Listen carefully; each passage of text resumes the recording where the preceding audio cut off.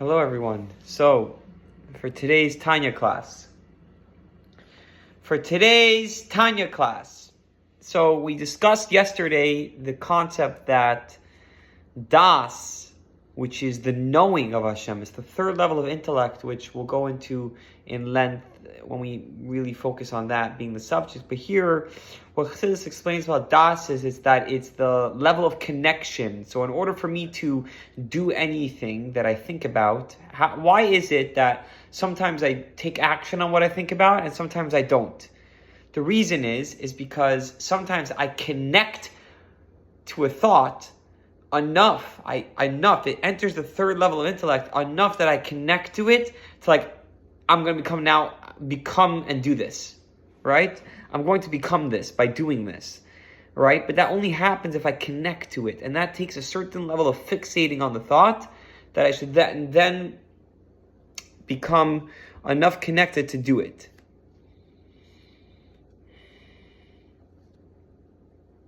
Just a moment.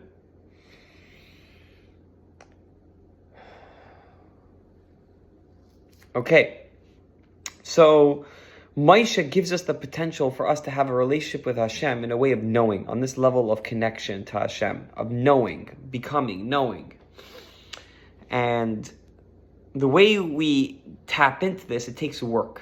So Maisha gives us the piece of Maisha Rabbeinu in every generation. The Tzaddikim give us the potential for us to reveal from within us the untouched, untapped potential to know Hashem, to be able to connect from a standing of I know this, I see it, I'm connecting to it.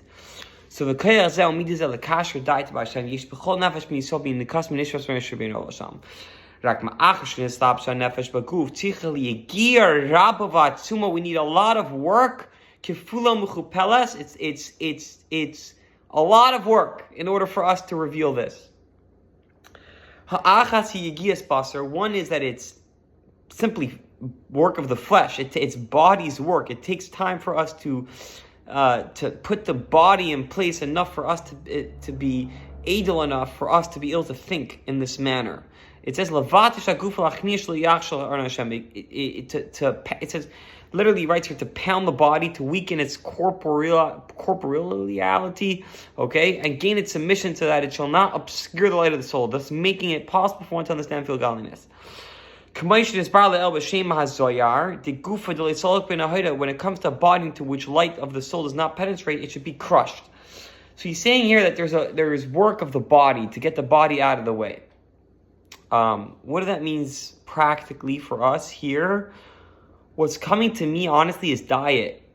That's what's coming to me, diet. Sometimes, I heard a story where the Rebbe one time told someone to stay vegetarian because the Rebbe says that you owe it to the being vegetarian, that it made you, it kind of purified you to be sensitive enough for you to be, for Yiddishkeit to be of matter to you. So it kind of brought you to God, so you should stick to it. On Shabbos, take a little bit of meat. But that's taking care of the body with a good diet allows you to be able to be sensitive enough to be available for this type of thought that we're discussing of connecting. That's what's coming to me on the spot. I don't know if that's what the Alter Rebbe meant. I know that back in the day they used to really hurt the body, sit on beehives and things like that. I know that it's not the Rebbe's kav for us to do today.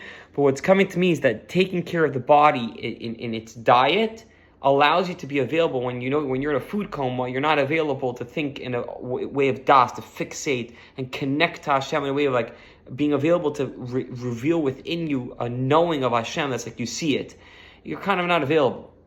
Then there is the toil of the soul. The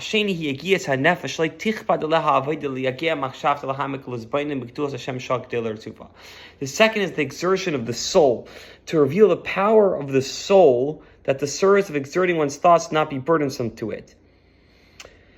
It takes a lot of toil of just soul-wrenching work. Soul means to say, for example, the power to think is of the soul. It's a faculty of the soul. And so for me to be able to sit and fixate in thought, besides the work of the flesh that's at hand, like I mentioned, there's diet, but then there's just getting yourself inhabited to being able to fixate on a thought. Because we're discussing that there's not just a running by thought, we're connecting to this thought about Hashem in a way that we're going to now become knowing that this is it. To connect it like you connect to like, I'm doing this business. I'm going to marry this person. It's just like, it's not anymore dating in your head. It's like, I'm connecting to this, right? So, there are those souls that they're refined enough that it doesn't take a lot of soul-wrenching work for us to be able to feel this fear that we're trying to feel in a manner of connecting. Because she's binding to Adam Sham Melech Hakadol Melech Malchem Lachem Kash Baruch Hu Asher Meloich Al Arz Kavod Oimid Lav Arei Av Ma'asav Miyan Yagir Lav Yira. That as soon as you think about the fact that the Eibushter is standing upon you and seeing in your action, right away it'll develop a fear. For people that are sensitive enough by nature because they come from a high-level soul, it doesn't take a lot of soul-wrenching, fixating for an hour straight. They think about this and they're so sensitive that the knowing within them just comes about, just like spurts like this, just right away. Then there's a yesh nefesh shala b'tiva v'seilata mimkar chutzva ma'atigas tachtonis yutzviras asiya v'lei suchalim say b'machshavta elokus kim b'koish v'chsaka. Then there are lower level souls that it takes a lot more work for them to develop this knowing. B'fratim hutama b'chatas nuim, especially another obstacle for the soul wrenching work is those that sin, especially that of shmir sabris, to make sure not to do certain things that cause vagueness and cause fogginess. That's especially important. When we come back in Mekoshi v'chazak chazak mei machshavta v'oimas yigira v'oimak adla hamik dil Hashem shagdila. Bevadai tagir lav al kopana ma'ira tata niskaras le'el k'may shamar v'sim z'chim v'vracha yagaiti misasatamin. But if you're gonna put yourself to it, to do this work, to focus, and to reveal from within you this at least basic level of yira, every person's able to do it, no matter what level soul you're in. The potential for this comes because of Moshe Rabbeinu, the tzaddik of every generation. You connect to the tzaddik, and he reveals within you the potential to have a knowing of Hashem. That's why many people that get into a place where they feel lost, and they don't have this knowing of anything spiritual or any connection to a God of their own, they go to the Ayal. The reason being is because a tzaddik, we need a tzaddik to reveal within us. There are people that connect to Reb Nachman. There are tzaddikim that have a piece of Moshe Rabbeinu within them that they can give over the potential for you to reveal from within you this knowing of Hashem that can reveal within you the wings of Yir and Ava, take you out of the prison, be able for you to fly. Like it says, that if you seek it like money and search for it as forbidden treasures, then you'll understand the fear of Hashem. Perush. This means in the matter of a person seeking a hidden treasure buried in the depths of the earth, for which he digs with tireless toil, for he knows that's surely buried there.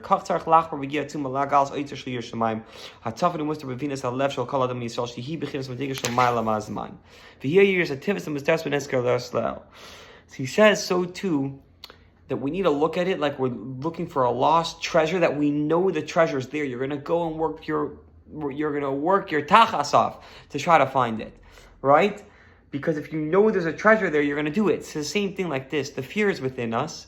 We have to work at it as if we know that it's there.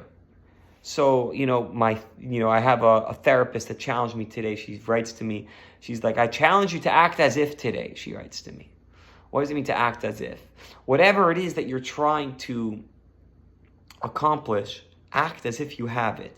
In this case, you do have it. So that's why it's super important for you to act as if you have it. But the real story is that anything you're trying to really achieve, you're going after it because you have a part within you that already resonates on that frequency, that you have it already. So anything that I'm going after is because I have it within me. So especially this, when you connect to Moshe Rabbeinu, he allows you to recognize you have this fear and love inside you.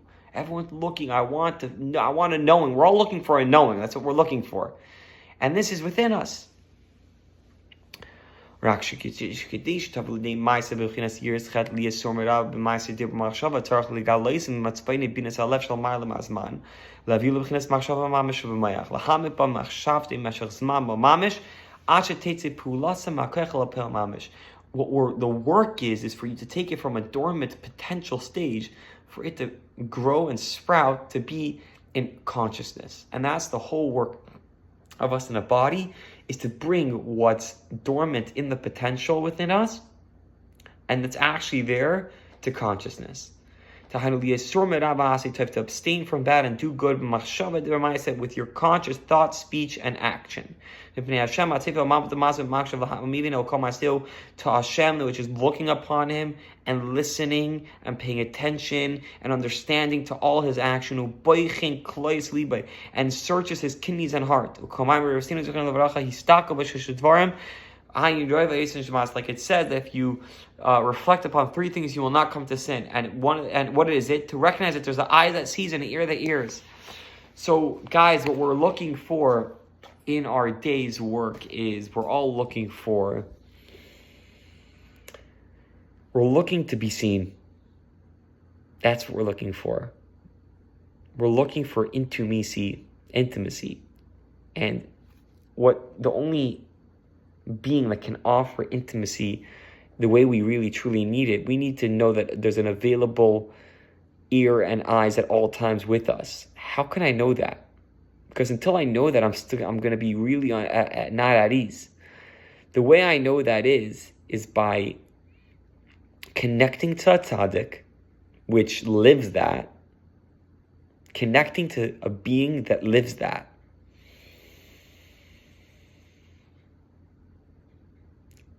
putting myself to the work, the conscious work, not trying to get a magic pill, but putting myself to the conscious work to start fixating on this thought every day, thinking about this concept of, wait, there's a being above me that's looking and being with me, and fixating on that thought. And any question you have in theoretical and intellectual blockage to this being the reality, consult by your teacher, by a rabbi, to answer it so you can have a clear understanding that this is the case, and think about that every single day. And put yourself to it. And if you're not feeling to it, maybe exercise, eat better, so that you can be in more of a space to think like in a manner that will work. Putting ourselves to the work will allow us to be able to consciously connect to the fact that there's a knowing Hashem with me. So I bless every one of us to do this. And, I will end off today with a story that there was an example. I heard it was given by one of the Rebbeim, but Rabbi Yoel Khan would speak about it, that there was a pit. And inside this pit, there's people living there, and generations come by because they were put there in prison by a tax collector for the pirates of the city. And they're there in the pit, and they have kids, because they still don't come out, and the kids have kids, and the kids have kids, until it starts becoming a theory that there is a world outside this pit. And there becomes a big machloket, a big argument. Is there life outside the pit? Is there not life outside the pit? And they start taking a stand, there starts to be two parties.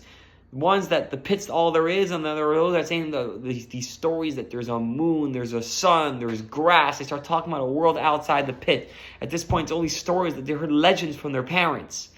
All of a sudden comes one day, and a guy comes down after generations. There becomes someone else sent. Finally, they remembered about this pit, the parts, this tax collector, and put someone else there after generations of not putting anyone down this pit. And all of a sudden, they have someone down the pit. Is there life outside the pit? They ask the guy, is there life outside the pit? And the guy says, yes, there is. All of a sudden, the question becomes, is this person closer? The question comes like this. The people that believed that there was life outside the pit, are they closer to this new person that came from outside the pit? Or are they if you had to put them into two families, would this group be together with the person who just came from outside the pit, or would they be with the group that was non-believers? I'm going to say the question again, because I think I'm not clear. This group that believed that there was life outside the pit, are they closer to the person who came from outside the pit that said there's life outside the pit, or are they closer to the non-believers? If you had to put them into two groups. And the answer is they are closer to the people that are non-believers because they never saw it. But the real reason I'm giving this example is to recognize that the person who came from outside the pit is Moses. And there's a piece of Moses that we need to connect to because he sees this life and he can give us the feeling of seeing.